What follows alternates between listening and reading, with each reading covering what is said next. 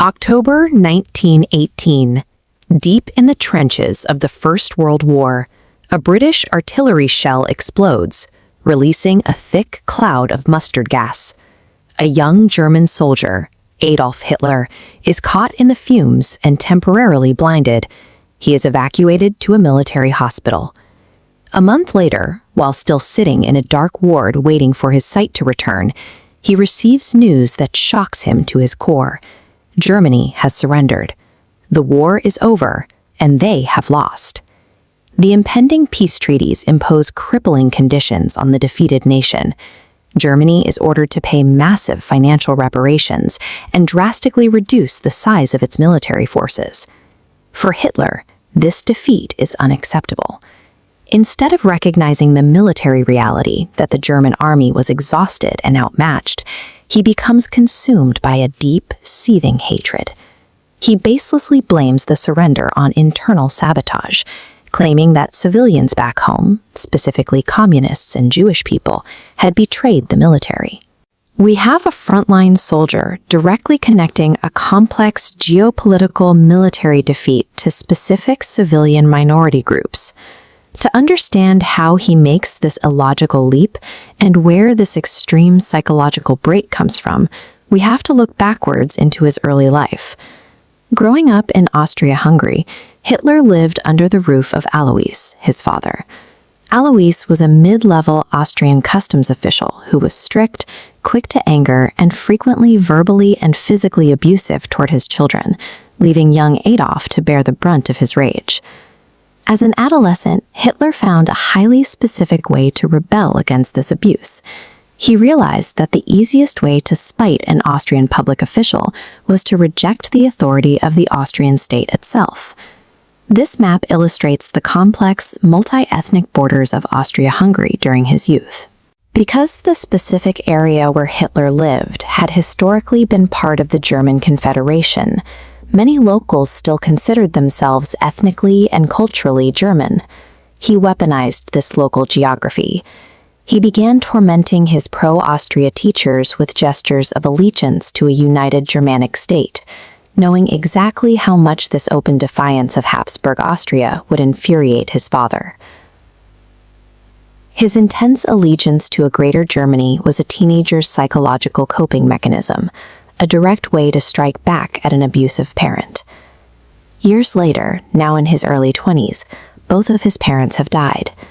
After dropping out of high school and failing the entrance exam for art school, Hitler finds himself living in and out of homeless shelters in Vienna, scraping by selling painted postcards. At the time, Vienna is the bustling capital of a sprawling, multi-ethnic empire. But it is also a city where right-wing, anti-Semitic news layers are widely circulated, and a highly prejudiced mayor holds enormous popular support. Unemployed, rejected, and drifting, Hitler is desperate to find a reason for his personal failures that doesn't involve his own shortcomings. He begins reading these political pamphlets and eagerly absorbs their fringe conspiracy theories. He adopts a rigid worldview. He begins to believe that all of human history is a constant biological struggle between different races. In his mind, he places the German Aryan people at the absolute top of this hierarchy, and he points to Jewish people at the bottom as the singular enemy holding him back. The streets of Vienna offered him no career and no money. What they provided was a scapegoat, taking his directionless resentment and giving it a highly specific vocabulary of prejudice. When World War I breaks out in 1914, Hitler moves to Germany and immediately volunteers for the army. For the first time, the military gives this drifter a rigid structure, a clear purpose, and the genuine brotherhood of his fellow soldiers. Despite the daily horrors of trench warfare, he thrives. He proves to be a remarkably brave and lucky frontline soldier, surviving numerous close calls with artillery fire, and eventually earning the Iron Cross First Class. But in 1916, an artillery shell injures his leg, sending him back to Germany to recover. There, he steps off the train and finds a hungry, exhausted civilian population openly expressing a deep anti-war sentiment. He is disgusted by their apathy. To him, the soldiers bleeding on the front lines are heroes, while the starving people protesting back home are cowards, actively undermining the war effort. Because the German military provided him with his only sense of personal success, his entire ego is tied to its victory. He becomes psychologically incapable of believing that his beloved army could ever be defeated fairly on a battlefield.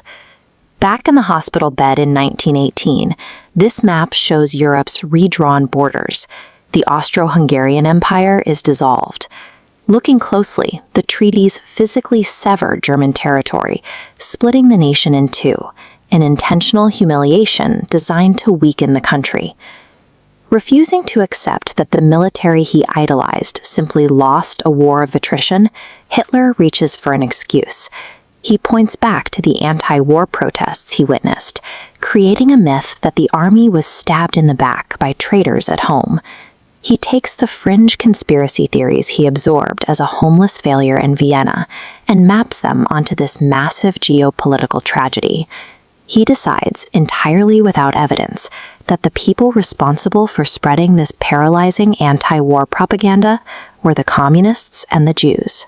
The surrender was the pressure cooker that fused his adolescent rebellion, his Viennese scapegoating, and his military fanaticism into a single, unified political mission. In 1928, Adolf Hitler was widely considered a political joke. He led a fringe extremist party, known mostly for shouting and street violence, and in the national election, that party managed to capture a measly 2% of the vote. To understand how a radical with almost zero political capital eventually took over a nation, we have to rewind a few years. Following the First World War, Germany's new democratic government faced massive war reparations. To pay for them, they took the easiest and most disastrous route available. They just printed a lot more money. That decision crashed the currency. By the end of 1923, a single US dollar was worth 4.2 trillion German marks. A loaf of bread cost 200 billion. The money became so spectacularly worthless that kids were literally stacking bundled banknotes on the street like plane blocks. This is where Hitler saw his first real opportunity. He joined a small, extreme right-wing group, gave it a new color scheme, and rebranded it as the National Socialist German Workers' Party, the Nazis. He then organized unemployed soldiers into a violent paramilitary wing called the SA to intimidate his political opponents. Severe economic devastation creates a dangerous vacuum in any society. When people are struggling to buy a loaf of bread, radical voices of disruption that would normally be ignored suddenly start sounding like a viable alternative.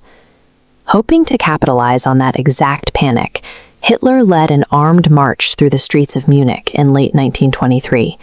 He called for a violent uprising against the government. But the police didn't join his side. Shots were fired, the revolution failed, and Hitler was arrested. He was put on trial for treason, a charge that could have carried a life sentence, but the conservative right-wing judges presiding over the case actually sympathized with his extreme nationalist views. They saw him as a useful ally against the political left, rather than a threat. Because of those sympathies, Hitler was handed a shockingly light sentence, just 5 years in a comfortable prison setting, of which he only served 9 months. He used that time to write his manifesto and turn his highly publicized trial into a platform for nationwide fame. Armed overthrows were abandoned in favor of a different tactic.